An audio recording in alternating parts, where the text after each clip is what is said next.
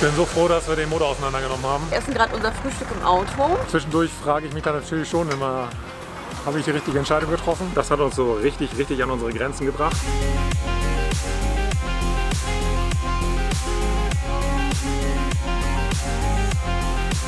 Und das bedeutet, dieser LKW hat echt ein hartes Leben vor uns gehabt. Bin echt gespannt, ob alles gut geht.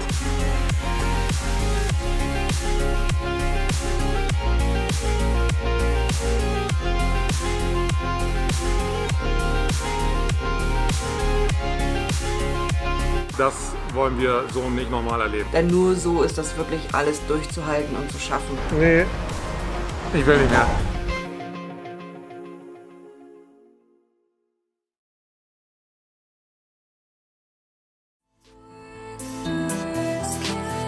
Unser Leben ist ja in letzter Zeit immer so ein Auf und Ab. Ich denke, wir werden das schaffen. Also ich bin gerade sehr gestresst. Ich höre jetzt hier gerade was ganz anderes als das, was ich bisher gehört habe. Das ist gerade alles doof. Also machen wir uns nicht vor, Leute. Das ist hier kein Zuckerschlecken.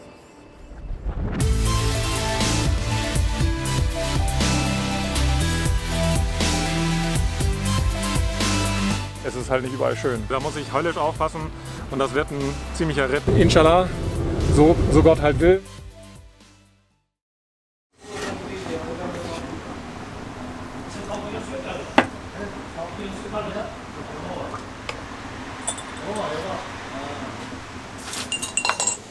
Kolay. Adıyaman'da Toki'lere bayrak asmışlar, gördün mü Facebook'ta? Bayrakla gidiyoruz, kesip yere attılar. Ben şey yapmadım ya, sabahtan böyle işe nereye girmiyorum. Adil mi? Wir sind jetzt gerade bei Nefsat in der Werkstatt und er hat die Kolben ausgebaut. Ya Hacı, hoş geldin. Ich bin mir jetzt nicht sicher, er wollte mir irgendwas sagen, ob die Kolben jetzt gut sind oder nicht gut sind. Küstanlarda bir sıkıntı yok. Biz buna diyorum ki ben bunları şimdi sekman atalım, kol yataklarını değişelim, silindir kapanalım, bu şekilde toplayalım diyoruz. Sıkıntı yok. Yatakta da yok kol yatağında. Bir tane çıkartma altısın değil de. Ben kafamdan geçen şöyle, biz buna sekman bulabilirsek, sekmanla kol yataklarını değişelim. Tamam, bu pistonun alt eteğinde dizik vardı ya, onlardan sıkıntı olmaz. Diğerlerinde bir şey çıkmaz, sıkıntı olmaz. Pistonun kol yatakları değişecek sekmanla beraber. Ein Kolben ist raus und der Meister sagt, dass der Kolben gar nicht so schlecht aussieht. Den sollten wir weiterverwenden, so habe ich das irgendwie verstanden. Aber die Kolbenringe und die Buchsen, das wird wohl alles getauscht. Und er schickt das alles, also das komplette Teil, jetzt nach Istanbul, damit die sich das angucken können und genau die richtigen Teile dafür raussuchen.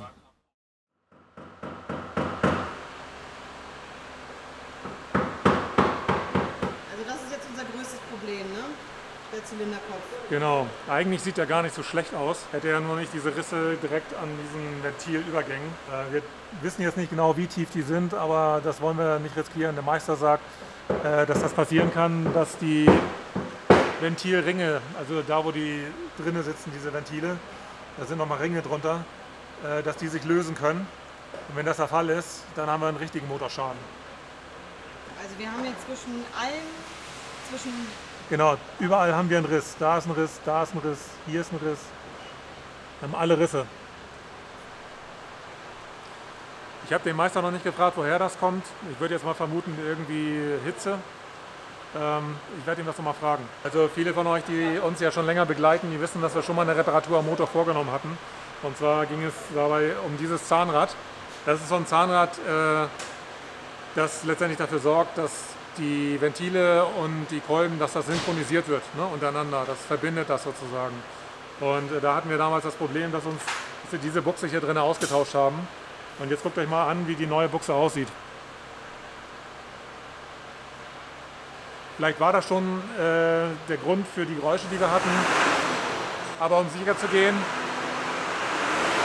müssen wir uns alles von dem LKW, also alles von dem Motor angucken. Und das machen wir jetzt. Es war jetzt gerade ein bisschen laut, weil hier natürlich überall LKWs repariert werden. Und ja, also, es ist so, dass jetzt der komplette Motor auseinandergenommen wird, geguckt wird, weil es könnten ja auch Metallspäne im Motor sein, das haben wir ihm auch erklärt.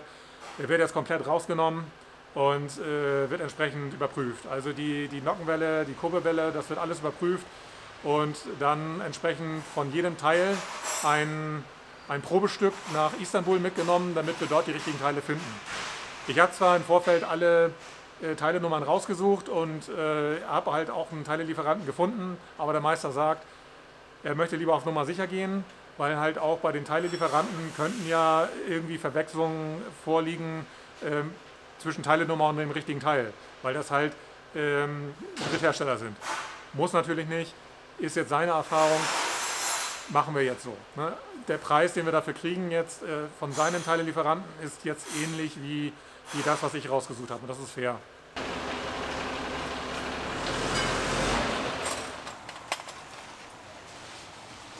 Da kennen die nichts, ne? Es regnet, scheißegal. Es wird repariert. Ob draußen drin, Sturm, Regen, kein Problem. Echt hart gesotten. Die Teile habt ihr gefunden? Ja, also wir haben alle Teile gefunden, die wir bisher brauchen. Wo denn? Wo? In Ankara? Istanbul.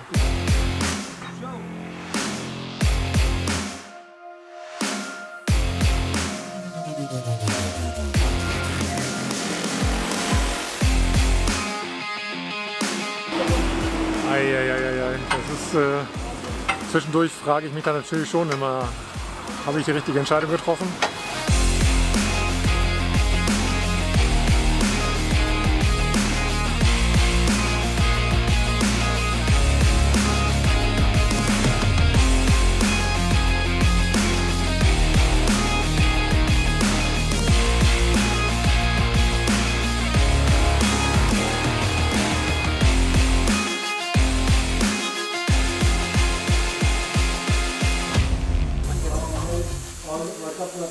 Da ist nicht 1 Gramm Fett mehr drin. Das ist das Kugellager vom Ausrücklager. Ich weiß es nicht, keine Ahnung. Auf jeden Fall kam das aus der Kupplung. So gut kenne ich mich da jetzt nicht aus.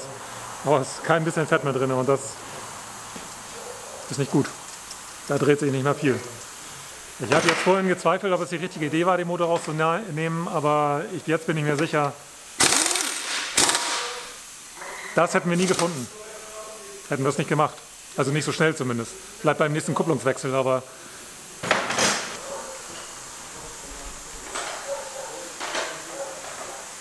also ich würde jetzt nicht sagen, dass sie jetzt aufgebraucht ist, aber wie gesagt, das ist jetzt,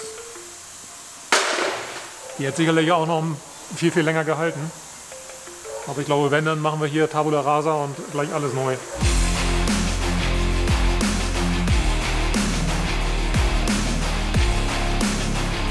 So eine Herz-OP am LKW ist etwas rabiater, als ich mir das vorgestellt habe.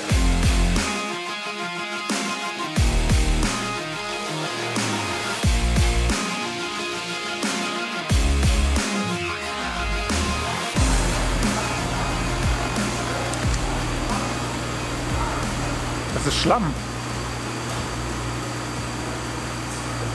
Verstehe ich nicht. Also ich verstehe nicht, wie da so ein Schlamm entstehen kann. Ein Grund mehr, warum wir diesen Motor aufmachen mussten. Also hier muss irgendwas drin gewesen sein oder er hat geklemmt. Also ohne jetzt hier großer Fachmann zu sein, aber da ist ja irgendwas gewesen.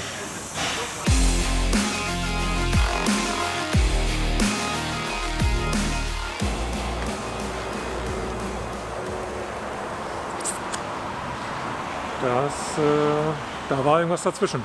Der Motor, da war schon mal auf. Da wurde das Pleuel vom 5. Zylinder auf den 2. verbaut. So scheint es zumindest. Ob das okay ist, ob das kein Problem ist oder nicht, weiß ich nicht. Also ich meine irgendwo mal gesehen zu haben, dass man die auf jeden Fall nicht vertauschen darf.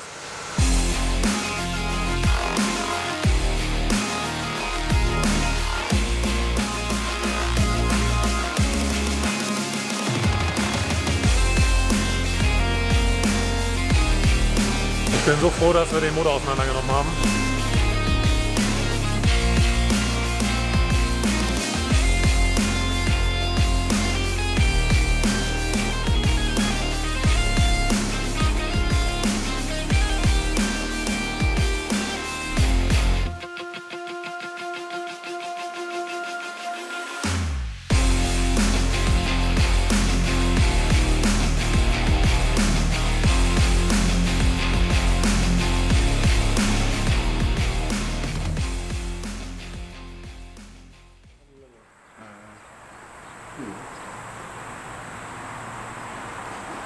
Also ich bewundere das, dass der das einfach so aus dem Kopf macht. Ne?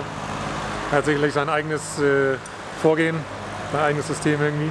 Das sind die sogenannten Tassen für die Ventilstößel, die direkt auf der Nockenwelle laufen. So sehen sie normalerweise aus. Und so sehen einige aus, die wir jetzt da rausgeholt haben. Ich habe keine Ahnung, woher das kommt und was das ist. Ist das Korrosion? Kann ich mir nicht vorstellen. Ich weiß nicht, was das ist, ehrlich gesagt. So schnell kann man so einen Motor auseinanderbauen. Rausholen, auseinanderbauen, wegschicken. Wie fühle ich mich? Irgendwie fühlt sich das gut an, aber ich bin auch irgendwie angespannt natürlich so. Also es ist halt, ich weiß nicht, wie ich das beschreiben soll. Ich glaube schon, dass wir es hinkriegen natürlich, klar. Er macht einfach einen super sicheren Eindruck. Das hat er 100.000 Mal gemacht ungefähr. Ich denke dann immer so, naja, ich habe aber vielleicht ein paar Dinge, die ich ihm sagen muss. Aber ich glaube, die weiß er schon längst. Also so was mir so aufgefallen ist.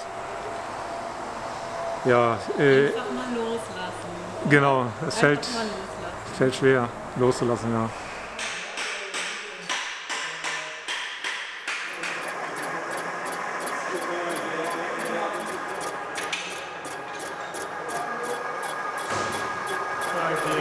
The breakfast.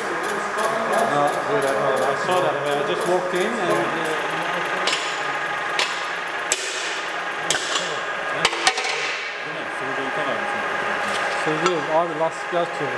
das sind jetzt die Hülsen für die Zylinder, also für die Kolben. Und das sind sogenannte Nassbüchsen. Das heißt, das hier wird alles mit Kühlwasser umspült. Das ist komplett verrostet. Das heißt, dass unser LKW eine ganze lange Zeit ohne Frostschutzmittel gefahren wurde. Also vor unserer Zeit. Ich habe ihn mit Frostschutzmittel gefahren, aber unser komplettes Kühlsystem ist total verschlammt, total verrostet. Und das bedeutet, dieser LKW hat echt ein hartes Leben vor uns gehabt. Das rostet nicht, wenn da Frostschutzmittel drin gewesen wäre. Zum Kotzen.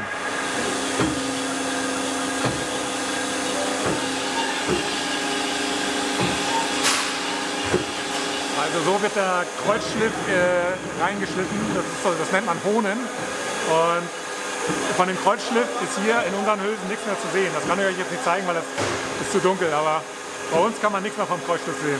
Null. Achso, der Kreuzschliff ist dafür da, damit das Öl an der Zylinderwand besser haftet. Also das ist alles natürlich auch Wissen, was ich von euch, also aus der Community bekommen habe. Dankeschön. Lastikleri ne yapacağım? Bunu bulacağım. Bu bozuk. Aralıktan doğru. Bunlar bozuk bak. Çaylar diye var sonra.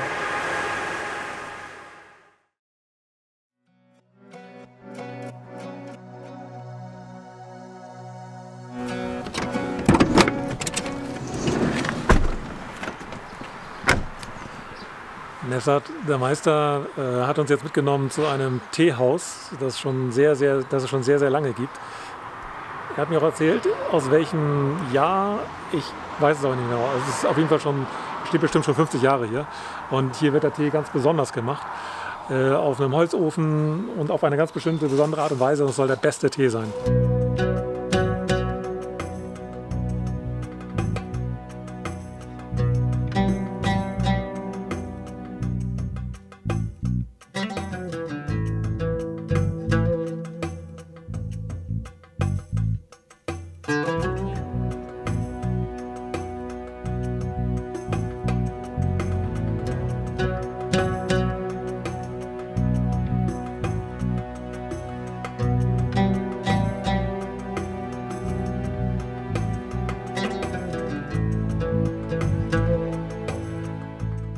Der Besitzer hat uns gerade erzählt, dass dieses Gebäude, also diese Teestube, 1947 errichtet wurde von seiner Mutter. Also über die 50 Jahren lag ich gar nicht so verkehrt. Ja, echt schön.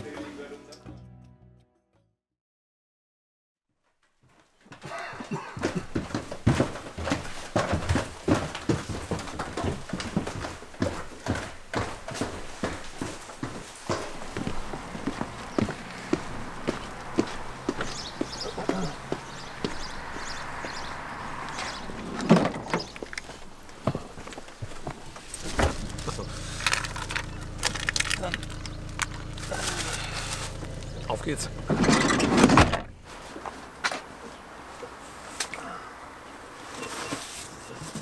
Guten Morgen. Es ist 7 Uhr in der Früh. Wir essen gerade unser Frühstück im Auto. Denn der Meister fährt mit uns heute nach Ankara zu einem Schrottplatz, weil wir noch auf der Suche nach unserem Zylinderkopf sind. Und es wird heute, ich glaube, 150 Kilometer. Also ich denke, wir werden heute so einen Tag unterwegs sein. Ja, wird ein spannender Tag auf jeden Fall.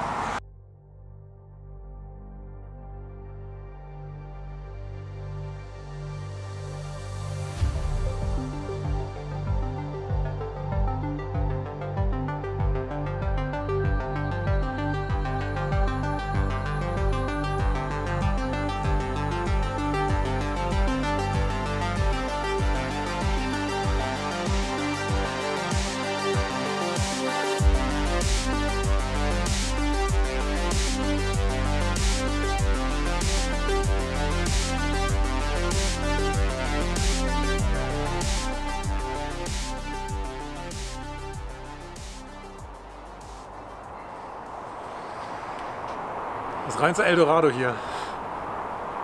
Hier findet man noch Schätze.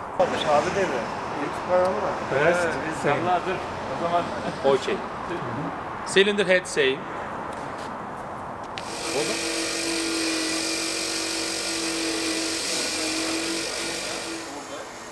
Bu parçalarını satan yer var. Oradan bakacaksın.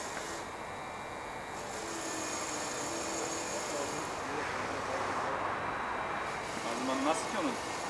ZF 5 vites. Here, okay. But new parts, tamam oradan al.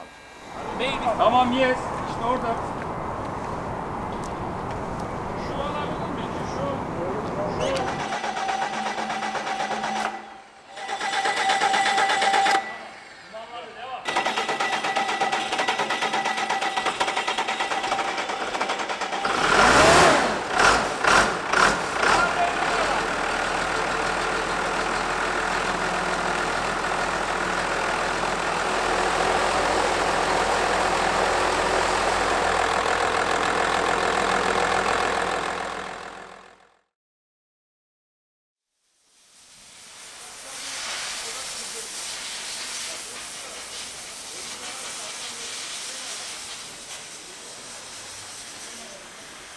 Ich glaube, das müssten unsere Reifen sein. Also auch hier kriegt man die Michelin MXT oder wie heißen.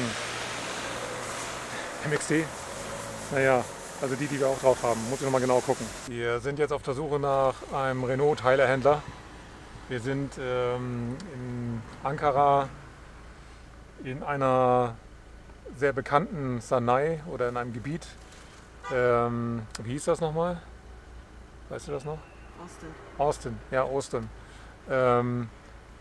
Das sehr bekannt dafür sein soll, dass man alle LKW-Teile findet. Im Moment sind wir uns jetzt nicht so sicher, wo wir genau hinfahren müssen, um den Renault-Teilehändler zu finden.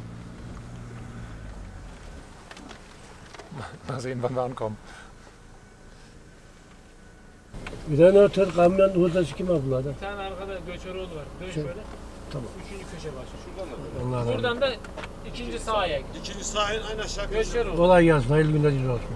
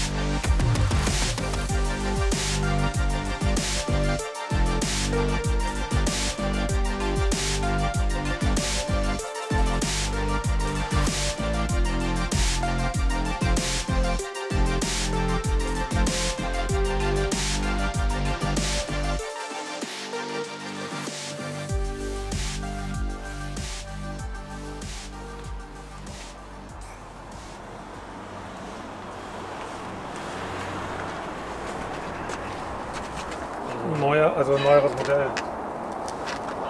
Ona bakıyorsun. Das passt nicht.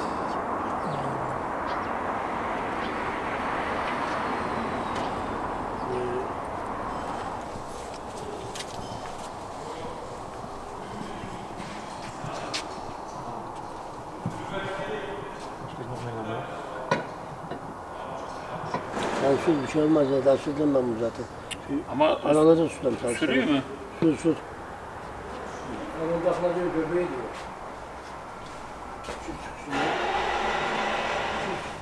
Göçümüzü çıkıyor oraya. Hier war alles voller Kipphebel. Yok. Das ist eine ganze Batterie nur aus Nasıl? Kipphebel. Aşağı götür orada bak. Fuel pump.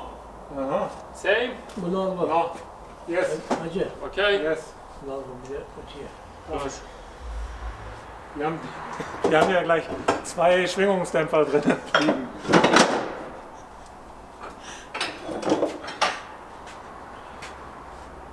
Tay çıkışa bak bizim bir tane.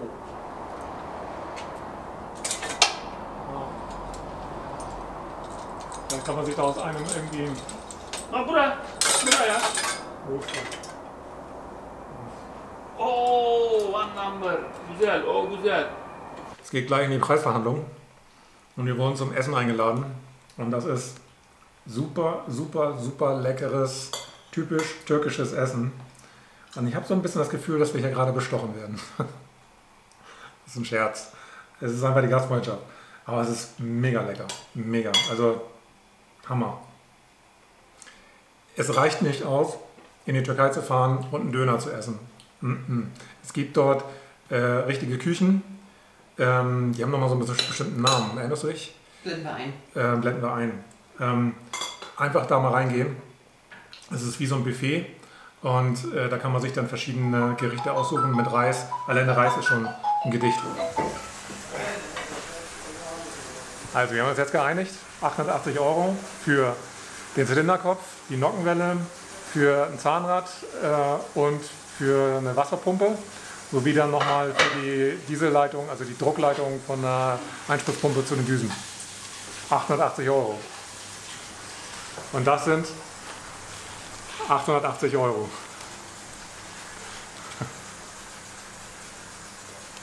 Das ist der größte Schein in der Türkei, 200 türkische Lira. Und da sind 7 € oder 6, ne? Es sind glaube ich 6 € umgerechnet, ja. 30.000 TL. 30.000 TL. Tele, werden Tele genannt. Tele. Yes. Thank you. Okay.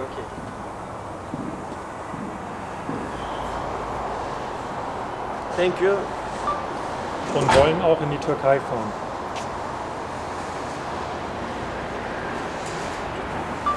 Unsere Zuschauer sind dankbar für so einen Trip wie diesen hier. Okay. Okay. Tamam. 1200 lira aldım abi. Tamam. Hayır bizden de alın ya. Az geri gitsin. Gelsin. Tamam.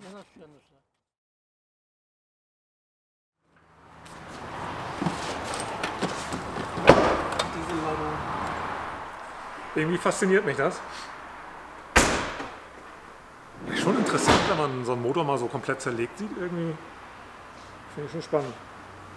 Das nimmt den Ganzen auch irgendwie so ein, wie soll ich sagen, das Mysterium um den Motor. Nee, das ist ein doofes Wort. So sieht's. Mir fehlt das, warte mal. Mir fällt nicht das richtige Wort dazu ein. Die Schwierigkeiten. Ja, es nimmt den ganzen irgendwie den Schrecken so, ne? Oh, Motor, alles kompliziert und so. Ja gut, den zusammenbauen würde ich mir jetzt auch nicht unbedingt so zutrauen. Aber es ist halt auch kein Hexenwerk irgendwie, ne? Ich weiß, was das alles ist. Eigentlich weiß ich auch, wo alles hingehört. Also theoretisch wüsste ich auch, wie ich ihn wieder zusammenbaue. Mir fehlt es nur halt an Detailkenntnissen, also wie man jetzt zum Beispiel Pläue richtig einbaut. Sowas halt. Da gibt es halt Reparaturanleitungen dafür. Habe ich jetzt nicht. Ich glaube, da müssen wir dann auf die Erfahrung des Meisters zurückgreifen. Ja. Aber du musst das ja auch diesmal nicht alleine machen. Ja, ich denke, ich werde es gar nicht machen. So. Also da wird er mich gar nicht ranlassen. Aber es ist auch mal okay. Es ist gut, einfach nur mal Zuschauer zu sein und ein bisschen mitzuhelfen. Also, Dieses verfluchte Rad. Dieses verfluchte Rad von Anfang an. Hier ist die Boxer kaputt gegangen. Wir kriegen keine neue, von daher Mussten ein ganzes Rad kaufen. haben wir dann in Deutschland angefangen, nach einem anderen Rad zu suchen. Haben dann eins in Estland gefunden. Haben das mitgenommen Weihnachten in unsere Rucksäcke. Genau, haben das dann mitgenommen in unsere Rucksäcke. Jetzt müssen wir kurz gucken. Was war das hier? Festgestellt, das ist gar nicht so taufrisch. Naja, es hat so ein paar Schleifspuren hier, aber ich war mir ehrlich gesagt nicht mehr sicher, welches besser ist. Das müssen wir uns gleich nochmal dann angucken. Jetzt haben wir Neues gefunden, eben gerade in Ankara. Genau.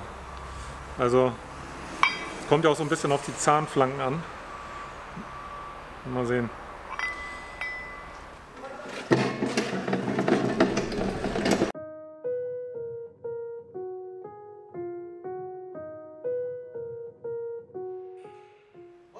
Das sind richtige Poren, also Löcher da drin.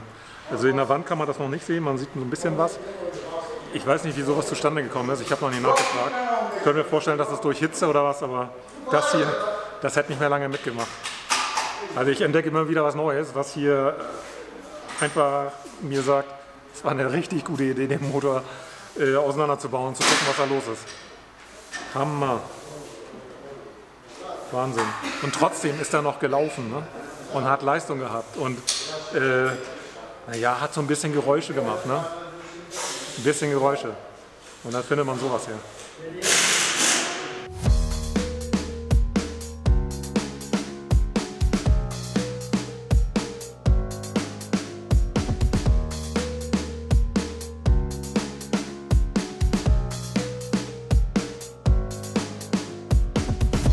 Es braucht 4 Männer, um die Einspritzdüsen hier rauszuholen, die Injektoren. Die sind so festgerostet. Ich frage mich, ob da WD-40 helfen würde.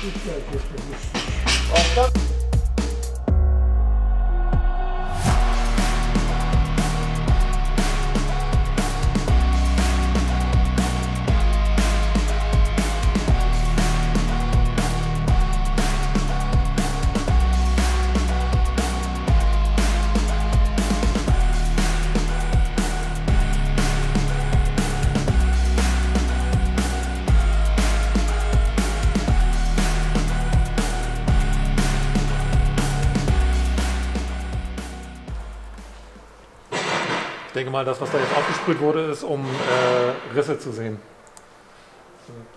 Cracks. Çatlak. Cracks. Cracks. Yes. Ja, also um Risse zu sehen, dafür ist dieses Spray da. Ja. Und sehen wir Risse? Nö. Also die sagen, Güzel heißt gut. So, der Tag ist jetzt zu Ende gegangen. Ich finde, das war heute irgendwie wie so eine Schatzsuche. Wir haben wirklich seltene Schätze gefunden bei diesem Gebrauchtheilehändler. Und wir haben auch eine Menge Geld gespart dabei, muss man echt sagen. Und ja, und morgen werden die Teile nach Istanbul, die restlichen Teile nach Istanbul geschickt und da wird dann geguckt, ob wir die anderen Teile dann auch bekommen. Es gibt jetzt noch einen Pferdefuß an der ganzen Sache. Es gibt für die Nockenwelle so Laufringe, also Gleitlager sozusagen, die habe ich selber noch nicht gefunden. Und die Frage ist, findet der Typ das aus Istanbul? Daumen drücken.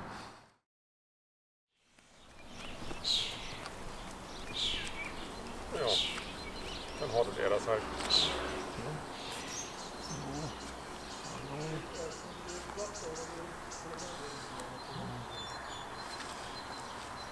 Er sagt, hast du mal richtiges Futter für mich oder was ist das hier? Wir bringen später noch Hundefutter vorbei. Ja.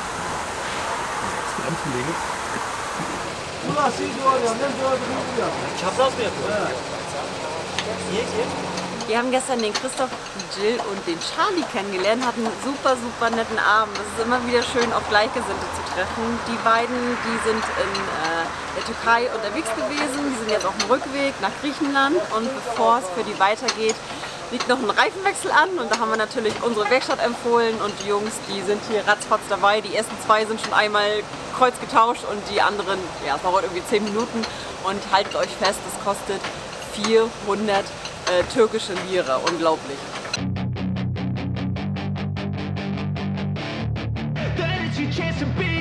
Hey kid, don't ever let them get inside your head. They'll tell you what to do in life instead of everything you know that you could get. Don't let them guide your life towards regret. I'll fight for what I love with every breath. My past is filled with things I won't forget. I use them all to push me to my best.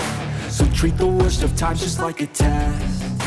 If only I could go back in time, I'd tell myself that everything will end up alright. Just push yourself, test yourself, figure out what you like, and find your limits, don't be rigid, always work towards a prime.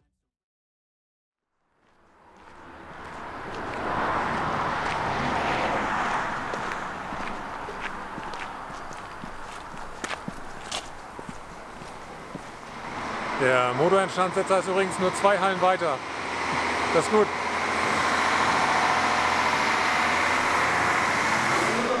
Sefa'yı arkadan da çek.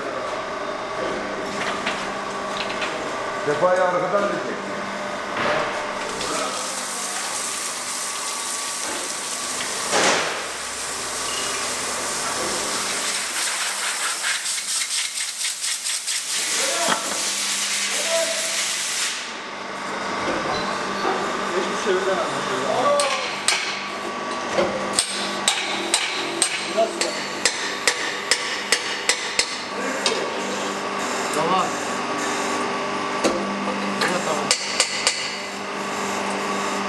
Wir waren gestern auf große Einkaufstour. Wir haben alle Teile gekriegt, tatsächlich auch von dem Teilehändler, den ich zuvor rausgesucht hatte. Das war schon so ein Krimi für sich, sage ich mal. Es lohnt sich auf jeden Fall, die Teile, die Altteile mitzunehmen, um dann nochmal genau zu prüfen, ob die passen oder nicht. Manchmal ist das mit den Teilenummern so, gerade bei diesen alten Fahrzeugen, das kann auch mal in die Hose gehen. Und tatsächlich waren da so 2, 3 Sachen dabei, die hätten nicht gepasst. Und so sind wir jetzt sicher gegangen. Genial finde ich halt einfach, dass sie die Kolben gefunden haben, also genau die Kolben von unserem Motor. Wie gesagt, der Motor ist 40 Jahre alt und die hatten die da gehabt. Wir verlinken euch auf jeden Fall mal den Teilelieferanten, also alles, wo wir jetzt unsere Teile her haben, das verlinken wir euch in diesem Video. Ich denke, das ist für euch auch interessant. Die liefern nicht nur für Renault, die liefern für alle Fabrikate, die man so kennt, für Volvo, für Scania, für Mercedes, für MAN, auch für Magirus. Also wenn ihr mal in der Türkei seid und Teile braucht, die Jungs sind richtig bemüht, die sind richtig engagiert, die helfen euch weiter. 37, 87.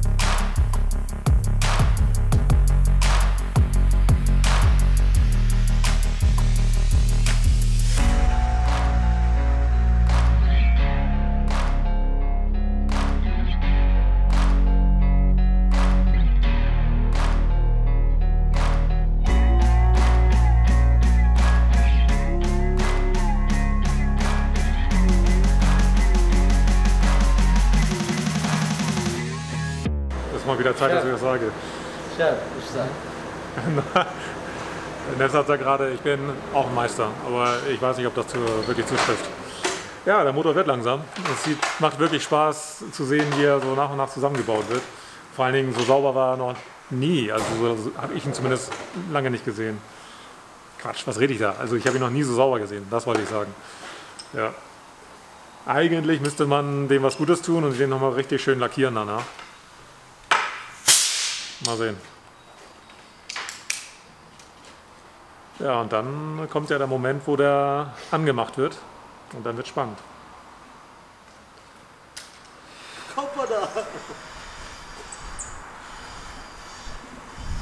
Das sind mal richtige Bremsrollen. Nicht so eine Kinderspielzeuge, wie wir da dran haben. Außerdem finde ich das hier ganz praktisch. Da hast du gleich was mit drin, wo du die Reifen wechseln kannst. Und für die ganz bequemen kannst du dein Bett ausrichten. Nichts mehr mit Steine schleppen. Nichts mehr mit Steine schleppen oder Rampen runterlegen. Also so einen kann man bestimmt auch umbauen, irgendwie für ein Expeditionsmobil.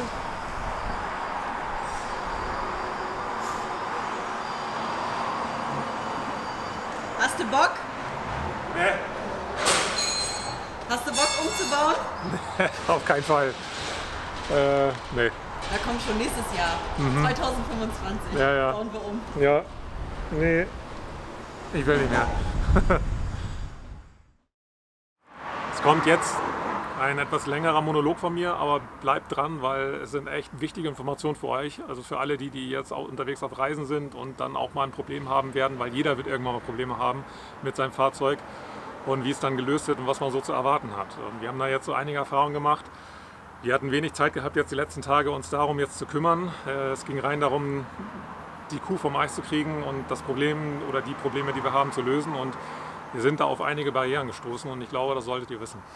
Also angefangen erstmal damit, dass wir ja hier in der Türkei sind und in der Türkei ist es schon so, dass natürlich hier einerseits voll die Sprachbarriere zuschlägt. Das ist etwas, was vorher für uns nur ein Wort war und wir das bisher für uns nicht zuordnen konnten. Ja, was heißt das denn, Sprachbarriere im Ausland, ist das wirklich so schlimm? Ja, ist es. Also nicht nur, weil es jetzt Türkisch ist, es ist egal in welcher Sprache. Wenn man die Sprache nicht versteht und mit einem Übersetzer arbeiten muss, dann wird das Ganze richtig schwierig. Gerade wenn es um ganz komplexe oder um komplexere Probleme geht, wie jetzt zum Beispiel so eine Motorinstandsetzung. Wir haben nicht umsonst länger gesucht, wir haben nicht umsonst diesen weiten Weg auf uns genommen, um jetzt 700 Kilometer hierher zu fahren. Dennoch würde ich sagen, ist es besser, in einer großen Stadt, in einer Werkstatt zu sein, als in einer kleinen Stadt. Nicht, weil ich der Meinung bin, dass die Mechaniker dort besser sind. Das hat damit nichts zu tun, sondern die Nähe zu Teilehändlern, die Nähe zu anderen Servicestellen, wie zum Beispiel im Bosch-Service. Der ist jetzt hier nicht im Dorf, wir müssen 30 Kilometer weiterfahren zum nächsten Bosch-Service. Das macht das alles ein bisschen komplizierter, ein bisschen schwieriger. Deswegen würde ich schon empfehlen, eher in eine größere Stadt zu fahren, wie jetzt Istanbul, wobei da ist wieder so eine Sache, das mit dem Preis, da könnte es wieder zu teuer werden. Konya wurde mir viel genannt, da könnte es mit den Preisen schon viel besser sein. Okay, ich weiß, dieses lange Gesappel ist für viele nichts, aber für diejenigen, die sich auf eine Reise vorbereiten wollen, man weiß ja nie, ob man mal in so eine Situation kommt. Ich will euch das erzählen, weil es wichtig ist. Ich will, dass ihr von meiner Erfahrung, von unseren Erfahrungen profitiert und wisst, was auf euch zukommt, dass ihr euch genauso vorbereiten könnt. Deswegen lohnt es sich, guckt euch das weiter an, was ich zu sagen habe. Und zwar, wenn ich mich nicht darum intensiv selber gekümmert hätte, die Ersatzteile zu bekommen, also wo ich die Ersatzteile herbekomme, dann würde unser Motor hier offen stehen bleiben. Der würde nicht mehr repariert werden können. Weil alles, was uns am Anfang gesagt wurde, und das ist auch so ein Learning, immer wenn ihr da hört, no problem, und ja, die Ersatzteile sind verfügbar, verlasst euch nicht darauf. Das heißt nicht, dass es auch so ist. No problem, wenn gesagt wird no problem, heißt es eigentlich viel mehr, wir gucken uns das jetzt erstmal an, was wir tun können. Das heißt nicht, ich weiß, was getan werden muss und ich habe eine Lösung für dich. Das ist ganz wichtig. Das Zweite ist, es wird sehr viel über Netzwerk gemacht. Das ist in der Türkei gut, weil so kommt man dann halt irgendwann auch zu den Leuten, die einem helfen können. Aber dennoch heißt es nicht, wenn jemand sagt, ich kenne da jemanden, der kann das, dass das auch so ist. Das schützt einen nicht davor, sich das genau anzugucken, ob derjenige wirklich der Richtige ist oder nicht. Das muss man selber beurteilen können. Wir haben selber uns in eine sehr, sehr schwierige Lage gebracht, dass wir uns darauf verlassen haben. Und zwar haben wir uns darauf verlassen, als uns gesagt wurde, die Ersatzteile sind verfügbar. Haben in dem Moment entschieden, wir lassen den Motor auseinanderbauen, weil uns gesagt wurde, die Ersatzteile sind verfügbar. Dann sind wir, nachdem der Motor auseinandergebaut wurde, zu demjenigen hingefahren, der gesagt hat, er hätte die Ersatzteile. Der hat uns dann am Ende gesagt, er hätte die Ersatzteile nicht, er kann sie nicht finden. Zum Glück hatte ich zu dem Zeitpunkt einen Plan B in der Tasche, weil ich selber ja schon einen Ersatzteilehändler gefunden hatte. Zu denen sind wir dann hingefahren und dort haben wir alle Ersatzteile mitgekriegt. Alle Ersatzteile gefunden. Und das ist halt wichtig, man braucht immer einen Plan B. Und dass man sich nicht in so eine ungünstige Situation buxiert. Weil als wir in dieser Situation waren, dass der Motor auseinandergebaut war, waren wir abhängig, waren wir sehr abhängig. Und zwar von dem Teilehändler. Der wurde richtig gierig. Der wollte, ich weiß gar nicht, ob ich das schon erzählt hatte, der wollte für einen Zylinderkopf, weil das war ja unser Problem, unser Zylinderkopf war ja auch kaputt, wollte er 1000 € haben. Gebraucht, beschädigt, in keinem guten Zustand. Und dieser Zylinderkopf hätte noch geschweißt werden müssen. Und er hat uns gesagt, das wäre der einzige Zylinderkopf in der gesamten Türkei. Er hat uns also auch noch unter Druck gesetzt. Er wusste, dass wir in einer schlechten Verhandlungsposition sind. Zum Glück ist der Meister mit uns noch nach Ankara gefahren. Und das ist auch ein weiterer Tipp, den ich nennen kann. Ankara ist das Mekka für Gebrauchteile. Dort gibt es ein Riesengebiet an Gebrauchteilehändlern, wo ihr für eure Fahrzeuge diese Teile bekommen könnt. Könnt ihr euch mal merken, nennt sich Urstim, blenden wir nochmal ein. Da findet ihr Teile. Haben wir auch Teile gefunden. Da gab es 10 Nockenwellen für unseren Motor. Zum Glück sind wir da hingefahren, weil dort haben wir dann die Teile gefunden und haben auch einen Zylinderblock gefunden. Den haben wir dann für 600 € bekommen und der war in einem wesentlich besseren Zustand. Achtet immer darauf, dass ihr eine gute Verhandlungsposition habt. Dass ihr nicht zu abhängig werdet. Am Ende kann ich sagen, nachdem ich jetzt alles gesehen habe an diesem Motor, das ist wirklich keine Raketenwissenschaft. Das hätte jeder Automechaniker, der Motoren repariert, machen können.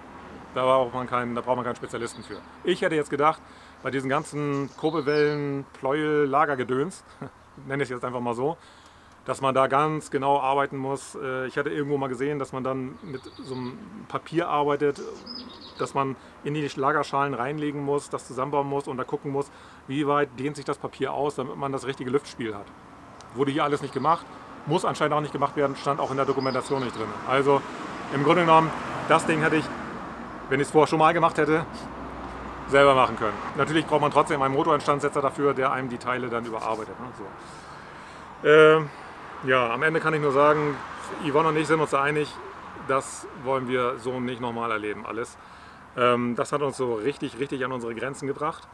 Also noch mehr als alles andere, was wir zuvor hier an dem LKW schon gebracht haben. Und wir haben uns gesagt, nochmal machen wir das nicht. Was wir dann für eine andere Lösung haben, was wir dann anders machen werden, keine Ahnung. Aber so ein komplexes Projekt im Ausland, das ist echt eine harte Nummer.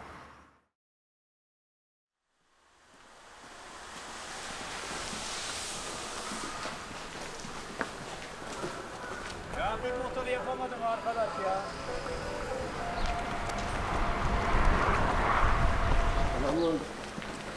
Aleykümselam usta. Ekşili misket köfte.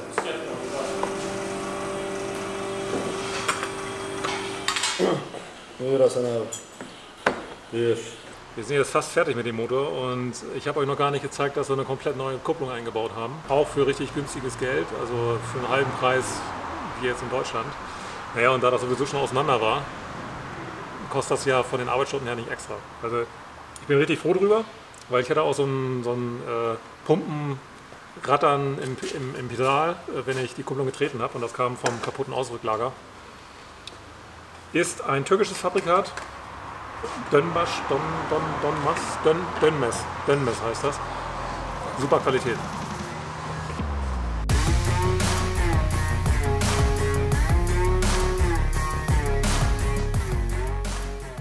Wir werden doch tatsächlich den Motor jetzt starten, so wie er da ist, also nicht erst einbauen. Das wird mega spannend. Also erstmal sowieso, ich bin echt gespannt, ob alles gut geht. Und ja, den Motor jetzt so ausgebaut laufen zu lassen, ist natürlich auch irgendwie total aufregend. Ne? How are you? Wir haben die Ambulance. Bakıyor. Baktı.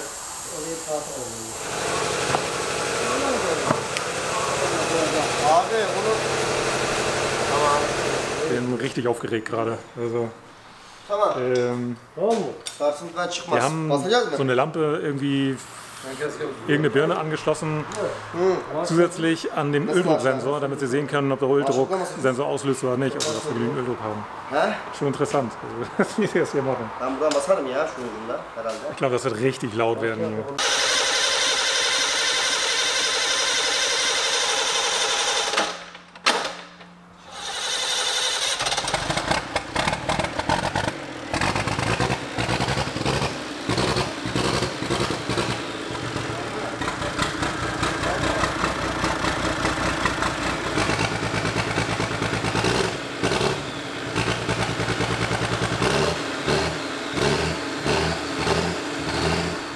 Läuft unrund.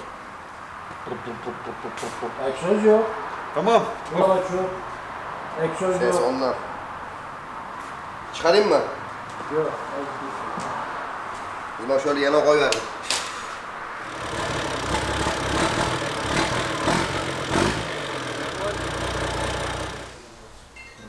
Ventilator, Fanin. Kleiner Zwischenstand, Motor läuft, habt ihr ja gesehen. Am Anfang lief er ein bisschen unruhig. Jetzt läuft er, wir haben jetzt noch ein paar Mal gestartet, dann lief er besser. Ich habe immer noch den Verdacht, dass die Einspritzanlage nicht ganz okay ist.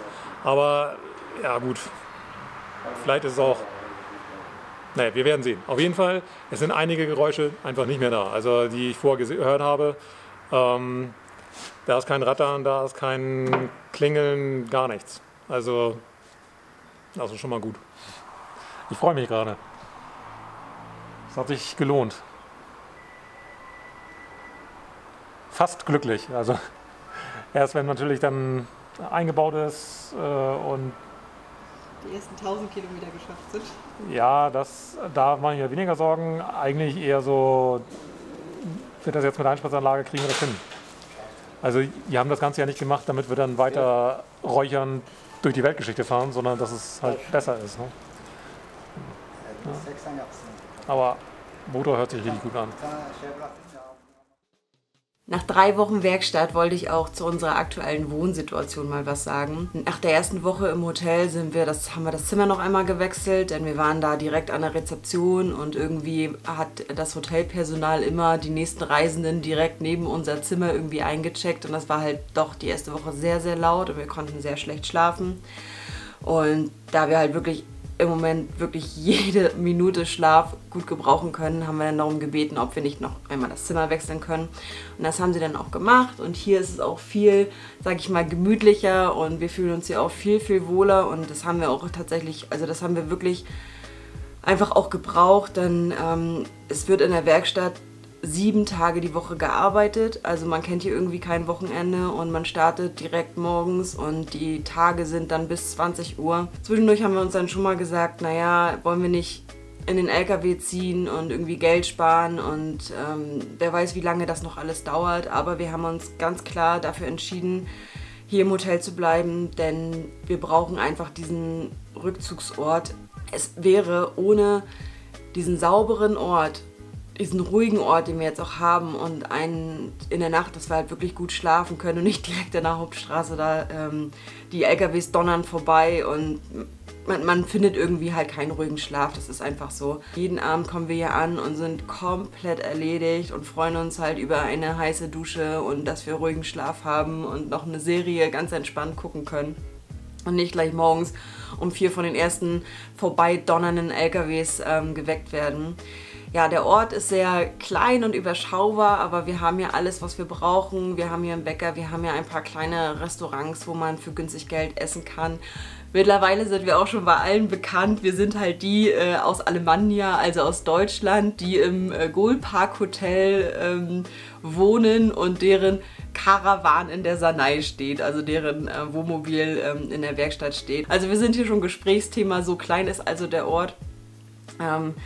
Ja, die Gastfreundschaft der Türken hier, die überwältigt uns halt auch immer jeden Tag aufs Neue. Wir wurden schon beim Bäcker auf ein paar Teilchen und Kuchen eingeladen. Wir haben sogar schon in Dürüm, da wo wir manchmal einen Döner uns halt kaufen, wurden wir auch schon auf einen Dürüm eingeladen. Wir bekommen Telefonnummern. Wenn wir euch helfen können, dann ruft uns an.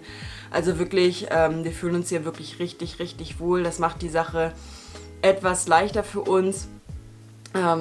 Nichtsdestotrotz sind jetzt 3 Wochen vergangen und das spüren wir halt auch sehr deutlich. Es sind 3 Wochen, in denen wir jeden Tag nur Türkisch sprechen, wenn man halt seine eigene Sprache irgendwie nicht mehr spricht. Das strengt vom Kopf her wirklich sehr, sehr an. Ich merke das halt auch an unseren Kräften. So allmählich gehen die halt auch zur Neige und zum Glück ist ein Ende in Sicht.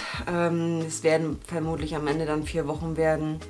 Aber nochmal zurückzukommen, wenn ihr mal in so eine Situation kommt, schafft euch einen Rückzugsort, an dem ihr euch wohlfühlt, an dem ihr zur Ruhe kommen könnt. Denn nur so ist das wirklich alles durchzuhalten und zu schaffen.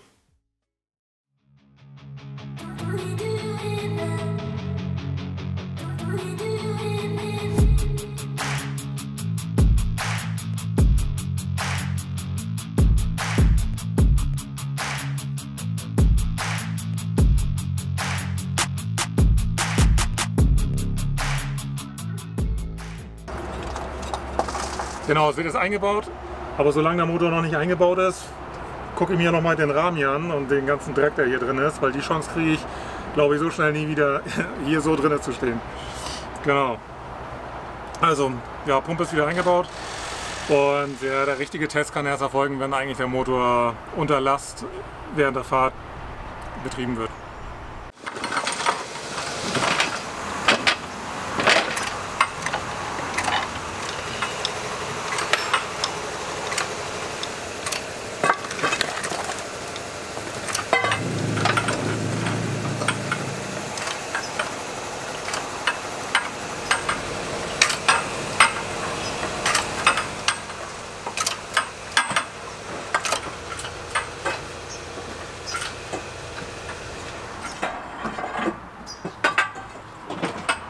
Bize de kapalı.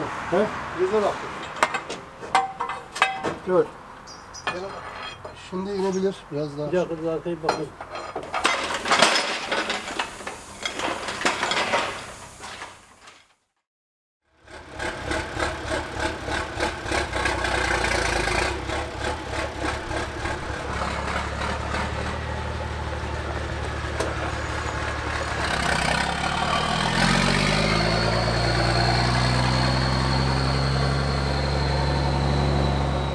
Das war jetzt noch keine offizielle Testfahrt. Der LKW hört sich nur so beschissen an, weil er noch keinen Auspuff hat. Wobei beschissen ist relativ, ne? Ich meine, irgendwie ist auch ein bisschen cool, aber gut. Man hört halt den 6-Zylinder und den Turbo. Ja, also Odin bekommt halt auch noch vernünftigen Auspuff spendiert, beziehungsweise der alte wird irgendwie repariert.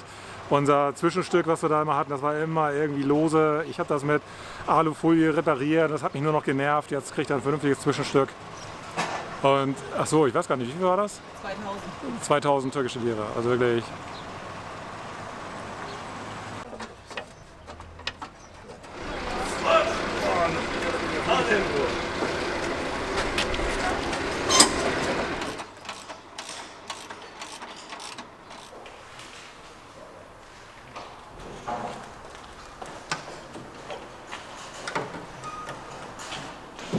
Also wenn ihr glaubt, euer LKW hat Rost, der LKW hat Rost. Dass die Kabine überhaupt noch hält.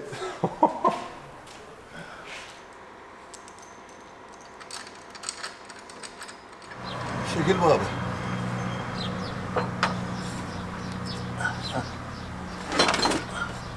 Also ich finde, das sieht doch mal richtig gut aus, was er da macht.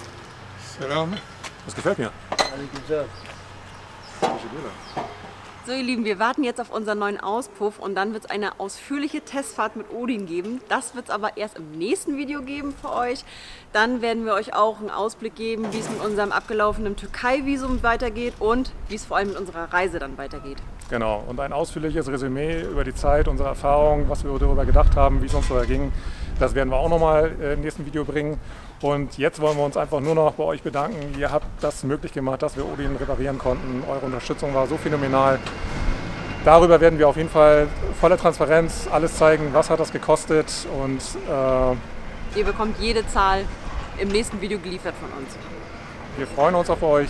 Danke, dass ihr zugeschaut habt und bis zum nächsten Mal.